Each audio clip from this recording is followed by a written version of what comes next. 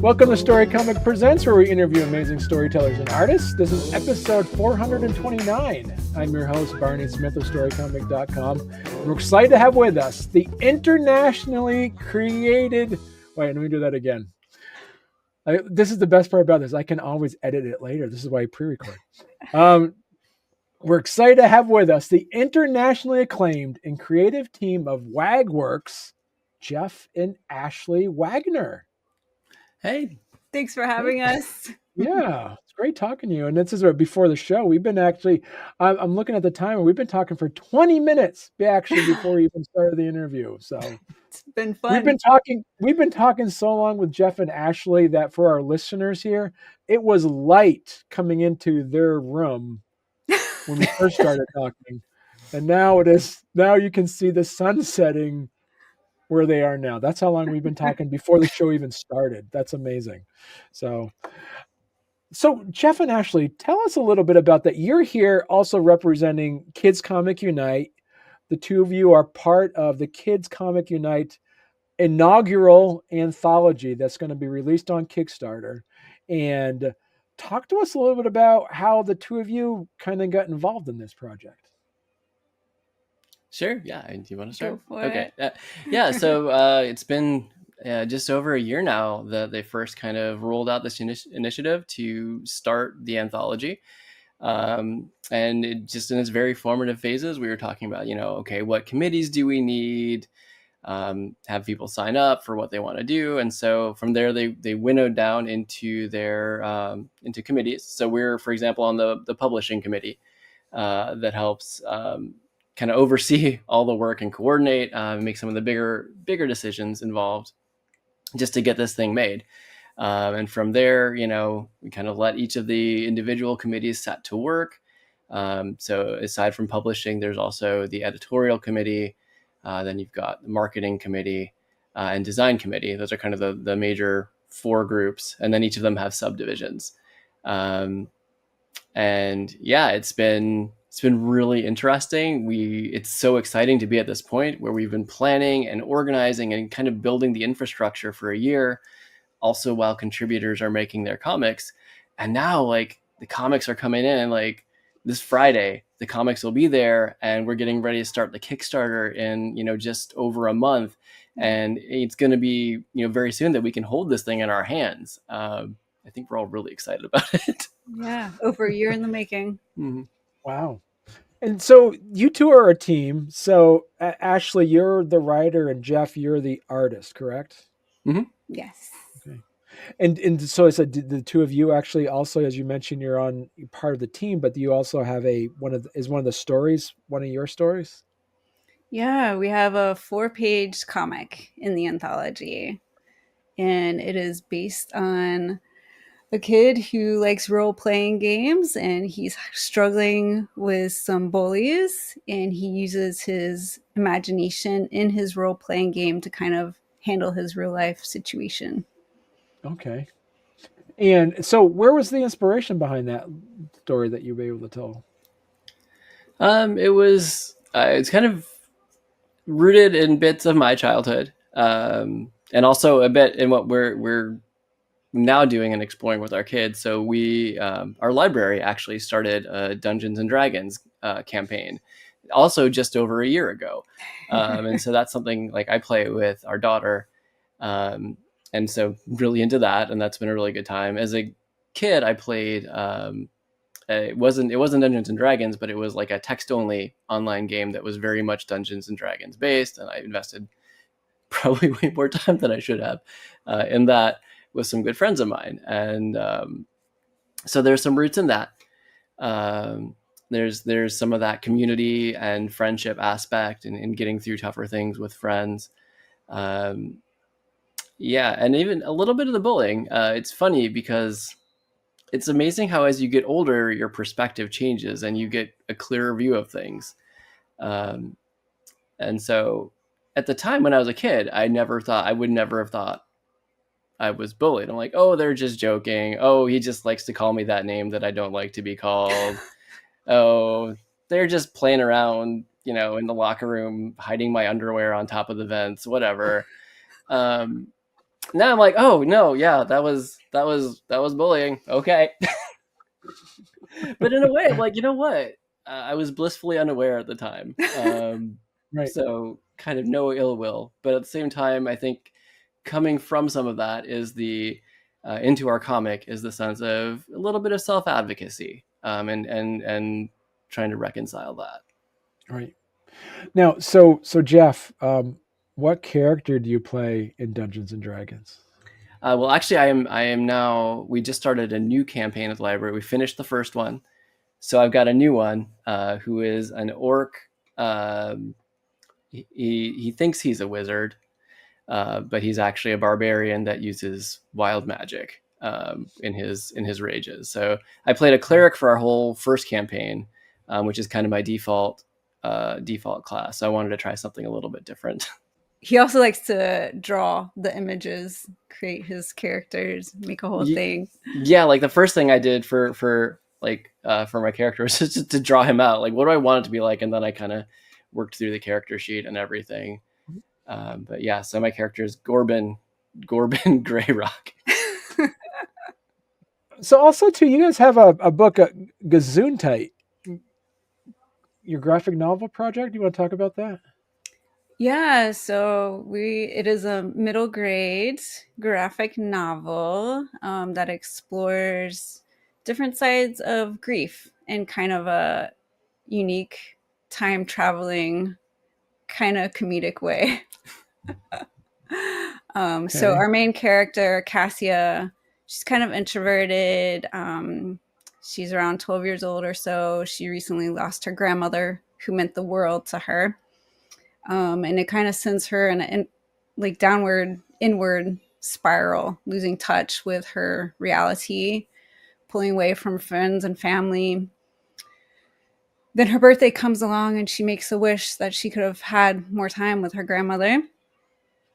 And magically, she gets kind of a warped version of that wish. As she's looking through her grandmother's photo album from all of her travels, she gets transported into those photos at the time that photo was taken. And the world she's transported to is frozen in that moment. So she has to find a way to navigate through. And as time goes on and these travels persist, she's learning more about herself and her grandmother. And the magic is starting to wear. And eventually she might get stuck. She has to find her way out back to her own time and reality. And so, Ashlee, was this something similar to what Geoff talked about, with uh, some level of his own personal history and some of his stories? Is this something that some of your own personal history in this? Yeah, it was inspired, I could say, from my grandmother. And my grandfather was in the Air Force. They lived around the world. My dad was raised in Thailand. Um, so I grew up just down the street from them, and her house was filled with treasures from around the world, from like paintings, sculptures, and anywhere you looked, like something had a story. This came from such and such when we lived here, or when we lived there, we traveled to India and we brought this back. And so I kind of took all those feelings and it turned into this story. Wow. And so, Geoff, you illustrated that story, correct? Yes, that's correct. In the So process in the pro- so I am very curious of, like, so how does a married couple, one who's a writer and one who's an illustrator, did you find that as Geoff is illustrating this, Ashlee, did you say that's not how I imagined it, or is it, how did the back and forth go as this story was progressing? So I think our lines of writer illustrator blur more than just writer illustrator. Like sometimes he's the idea generator. He's really good. Like if I'm stumped on something, but I'm not sure what to do with it. And he's like, what if this? What if that? And he's like really good at the ideation. And then I like flush it out more. And then like once I've got it, he reads it, we edit it together.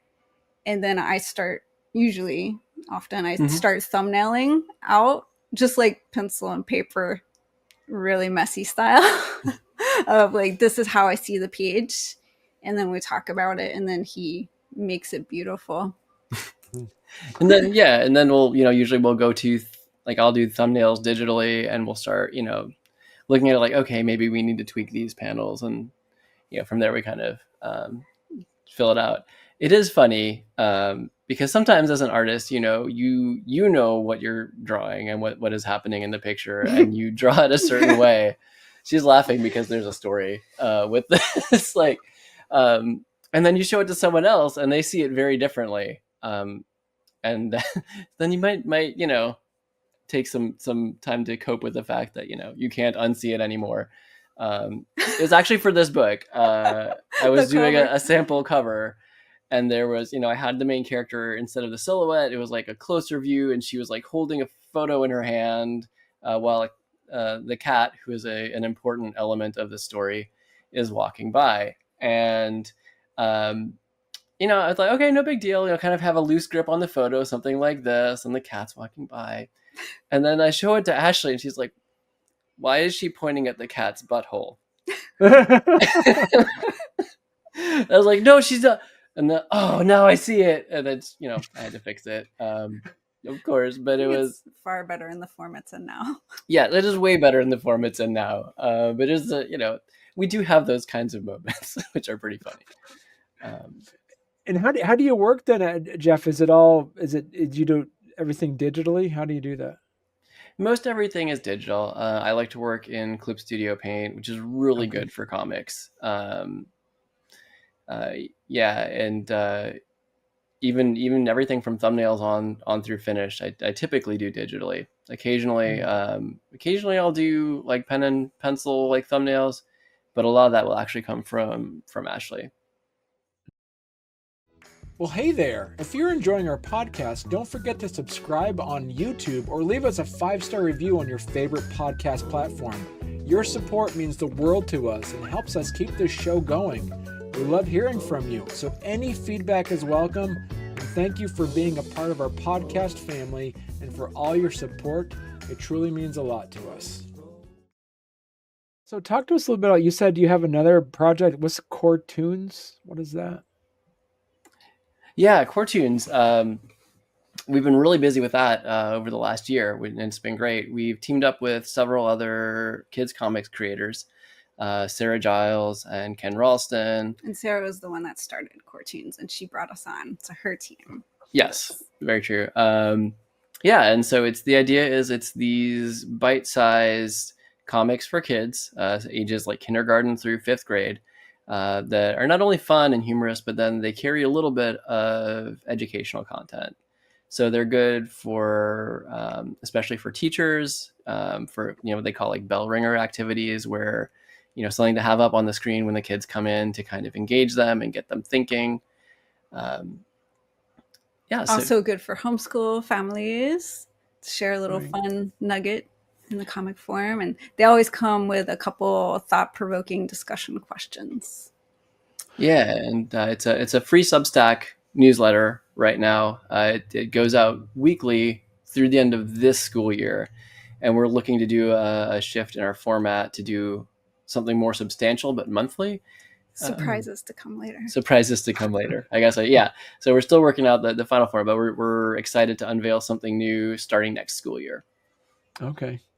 Now, so as you're putting stuff together, how do you pivot your artistic style and also actually your writing style based off of the age range that you're trying to reach? Ooh, that's a good question. And I think that's something I'm still learning how to do.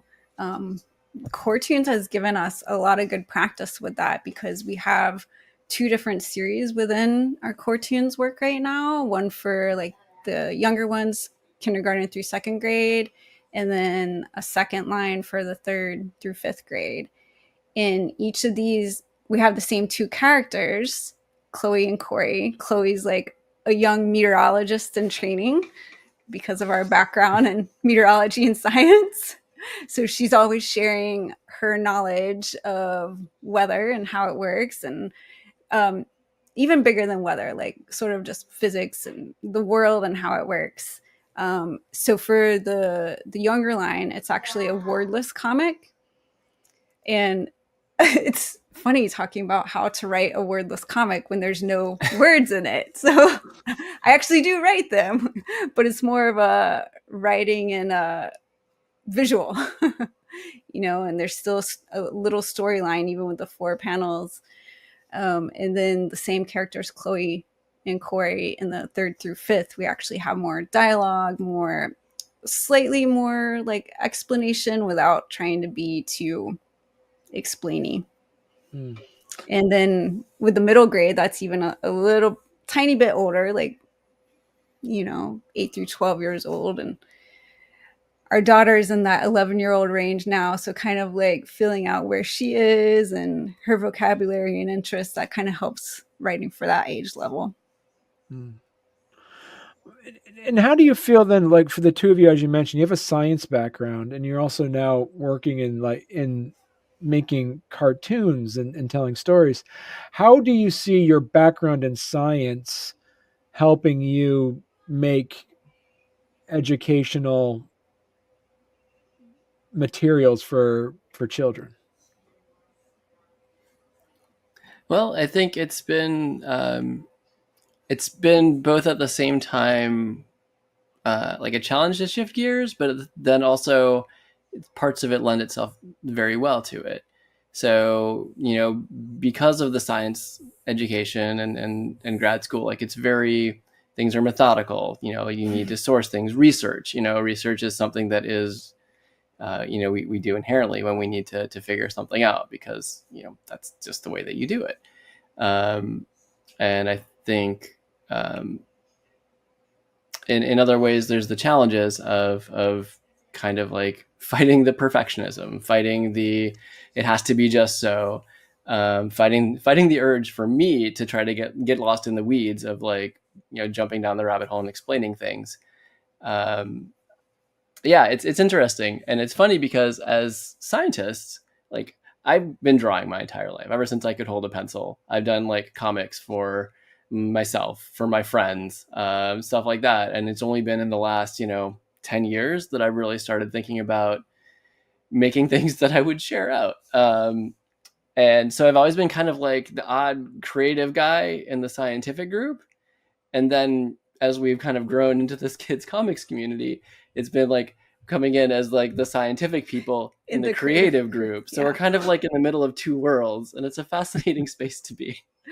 One foot on either side, never feeling fully like you fit 100% or the other. But that was part of what was cool about Sarah approaching us to do cartoons, was the fact that it's like, this feels like a place that was made for us, where we can kind of very naturally bring forward both sides of us and kind of merge them into something. But yeah, it's very interesting. So that's a good question. Do you consider yourselves scientists that are creative, or do you consider yourselves creatives that understand science? I think we might answer that one differently. Okay, you go first. Okay. You go first. I would say for me, scientist who's learning how to be creative. It's still very much a learning process. Every bit of writing, every bit of editing. Yeah. Yeah, I would be the opposite. I see myself as a creative who has gone down the science path. I look back through just about every age of me, and I'm like, wow, you just really wanted to like draw and create stuff, and like you always excelled at like the idea generation and all that. And yet somehow you're like, no, math, physics, computer programming. But it's cool because then there's crossover, and it's a unique skill set to be able to generate ideas and think outside of the box in a lot of ways in the more straight-laced science areas. Right. Meteorology is probably the most dynamic science that's out there in a way. It's just like, so there is a level of creativity and unexpectedness that you can kind of see from like the creative arts as well. It's just, you hope to contain what you can think of like for planning, but 2 plus 2 is always 4, but just because it's starting raining doesn't necessarily mean the wind's going to blow this certain, like there's it's like pointing a cat at something and hope it does the right thing. Like, I don't know. It's just weird. Yeah, well, yeah. I mean, it's, in theory, when you're talking about weather forecasts, you're saying like, all right, you've got a 10-kilometer deep pool of fluid that covers the entire globe, and tell me the exact state of it at one point at, 5 days out. Right. It's really challenging. Also, I should probably note, don't ask me for a forecast, because I'm not actually a great forecaster. So my background, I was going to go into broadcast meteorology, and more of the science communication side of things. But I had a professor in my undergrad who knew that I liked computer programming as well. And so he recruited me to be a graduate research assistant. And that veered me into this like statistical computer programming modeling side of meteorology. Yeah. Wow, that's amazing. Great. So what's next for you two? As we kind of mentioned, Gesundheit, when is that coming out? Well, that is still very early stages. Right now, we have a pitch packet that we're sending out to agents. And within the Kids Comics Studio organization, Jana, who runs that, she's putting on a pitch fest at the end of this month, I think in just like a week or so. And it's going to be within that pitch fest where there's a panel of agents and editors looking at it to give feedback and say whether they'd like to see more or not. So that's something that if it is to come out, it wouldn't be for like 4 years down the road. Well, you're going to have to come back on then once that book comes out. Then, see? We would love to if you'll have us. Absolutely. Yeah. Awesome. Yeah, so we're continuing to develop our pitch. We're continuing on to build and grow with Core Tunes, which has just been a real blast to do. And then kind of once we're in the process of, pitching the completed packet for Gesundheit, we've got several new stories that we want to get into. I do. Also, I have a once a week live stream where I do art, where sometimes I'm working on our comics project. Sometimes I'm doing like fan art of things, which I tend to do that for donation pieces for charity events. So looking to continue and work with that. Like Games Done Quick. That supports Doctors Without Borders. Yeah, that's one of their big marathons, supports Doctors Without Borders.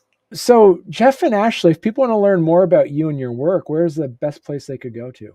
They can check out our website at wagworksga.com. Okay.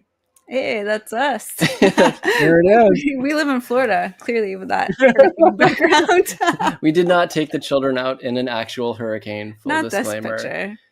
We did have one. Yeah, one of the ones that rolled through this year. I did go out with a handheld anemometer to try to get wind measurements. That was fun times, but not as windy as I'd hoped.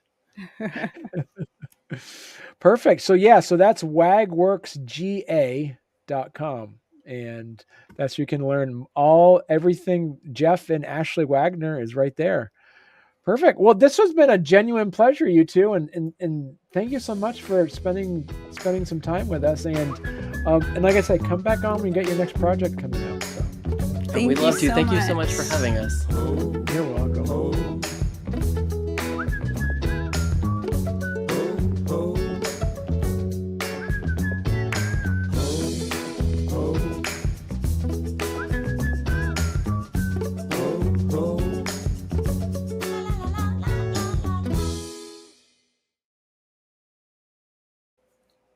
It's a good message to send today. Yeah. Well, it's funny, too, that you guys both said you're meteorologists and you live in Florida. I asked him, I said, is there any stereotypes of like different type of like weather reporters in different parts of the country or things that they like? And he goes, yes. So this is what we like. If you live out like in the Southwest, you just don't really care much about weather. Like you just don't want to have your foot, like, and it's like, and they always say like, up, it's like, up in here in like northern New England in that area, it's just like, it can change on a dime. Like, and because the mountains, there's different climates, there's microclimates everywhere. So it's just so hard to like, you follow that. I said, what about Florida? It's like, those guys love hurricanes. They just want to That's the adrenaline junkies of the meteorology department, the people that live down there. It's He's so he's true. 100% right. Yeah, hurricane season. We're like, yeah. Yeah, so we've been here just shy of 3 years now, and we moved here just 2 weeks before Hurricane Ian moved through. So that was we're already getting our money's worth. It's been good. Well, our insurance is getting our money's worth. That's also true.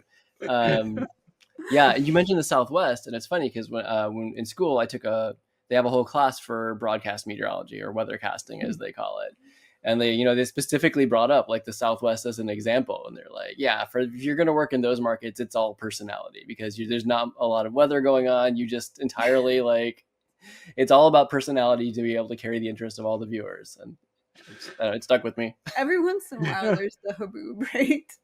Yeah, every now and then. Dust storm. Yeah, there was just one recently, actually. Yeah, I'd love to see one day.